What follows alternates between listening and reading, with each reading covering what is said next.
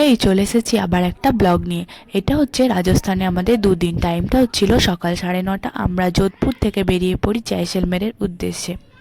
মাঝে আমরা 12টা নাগাদ একটু দাঁড়িয়েছিলাম কোমরগুলো ছাড়ানোর জন্য, আর হচ্ছিল না আমাদের। তারপর চলছিল লেজ পার্টি। দেখতে পাচ্ছ চারিদিকে সৌন্দর্যটা আমরা একটু উপভোগ করতে করতে যাচ্ছিলাম। দেখো, লক্ষ্য করলে দেখতে পাবে এই চারিদিকের গাছগুলো ঠিক যেন নিচের দিকে ঝুঁকে রয়েছে।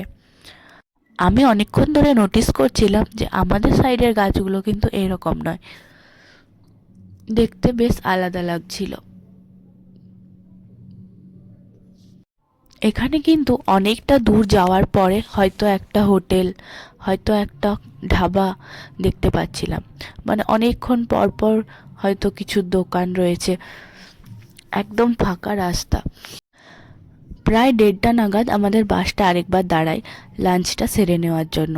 পেটে সবার ইঁদুর দৌড়া স্টার্ট হয়ে গেছিল, আর কেউ পারছিল না, সবারই এত খিদে পেয়ে গেছে। তো চটপট লাঞ্চটা সেরে নিয়ে আবার বাস ছেড়ে দেওয়া হয় আমাদের। তারপর আমরা ভিজিট করে নিয়েছিলাম জয়সলমের ওয়্যার মিউজিয়াম। আমরা বাইরে থেকে দেখতে পাচ্ছিলাম যে এরিয়াটা অনেকটাই বড়, অনেকটাই জুড়ে মিউজিয়ামটা তৈরি হয়েছে।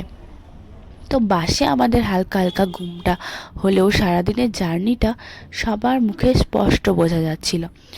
সবাই খুব ক্লান্ত হয়ে গেছে, মনে হচ্ছে কতক্ষণে রুমে পৌঁছায়। আবার কিছুক্ষণের মধ্যেই ভাবছি, এত ক্লান্ত হলে চলবে? ঘুরতে এসেছি, আবার কি আমরা এখানে আসতে পারবো? জায়গাগুলো বেশ ভালো করে মনের মধ্যে বসিয়ে নিই। ফাইনালি টিকিট হয়ে যাওয়ার পর আমরা চলে আসি ভেতরে। দেখতে পাচ্ছ ভেতরে ঢুকে পড়েছিলাম। এখানে পাকিস্তানের সঙ্গে যে যুদ্ধ হয়েছিল, আমরা ইন্ডিয়া যে জিতেছিলাম তার প্রতীক হিসেবে সব তাদের ট্যাঙ্ক, হাতিয়ার সব কিছু রাখা ছিল। আমরা জিনিসগুলো খুব টাইম নিয়ে দেখছিলাম, আর জিনিসগুলোর সামনে যে বোর্ডগুলোতে অনেক কিছু লেখা রয়েছে সেগুলোর বিষয়ে, সেগুলো পড়ে পড়ে বুঝবার চেষ্টা করছিলাম যে সেটা কি। এই যে দেখতে পাচ্ছ আমাদের ইন্ডিয়ার ফ্ল্যাগ।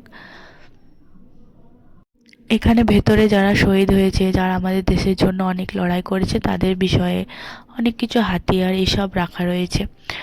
তো বেরোতে বেরোতে লাইট জ্বলে গেছিলো। তো এখানে একটা লাইট শো হয়, যেটা আমরা দেখিনি। এখানে ছানাপোনাগুলো একটা পার্ক দেখে গেছে, ওরা ওইটাতে একবার ঢুকবে, তারপরেই বাসে যাবে। তো ফাইনালি আবার বাসে উঠে পড়ি, বাস ছেড়ে দিয়েছে। তো ফাইনালি আমরা এবার পৌঁছেই গেছি। তো বাস থেকে সবাই নামছে তাড়াহুড়ো করে। দেখতে পাচ্ছ আমরা কত জল কিনে নিয়েছি, যেহেতু জয়সলমের এসেছি। আর এটাই ছিল আমাদের হোটেল। লাগেজগুলো সব গাড়ি থেকে বের করছিল। তো ফাইনালি সবাই নিজের নিজের রুমে গিয়ে ফ্রেশ হয়ে টেরিসে চলে আসি ডিনার করার জন্য। দেখতে পাচ্ছ ডিনার কমপ্লিট হওয়ার পর আমরা রেস্ট নিয়ে নিই। তো ব্লগটা এখানে শেষ করছি, টাটা।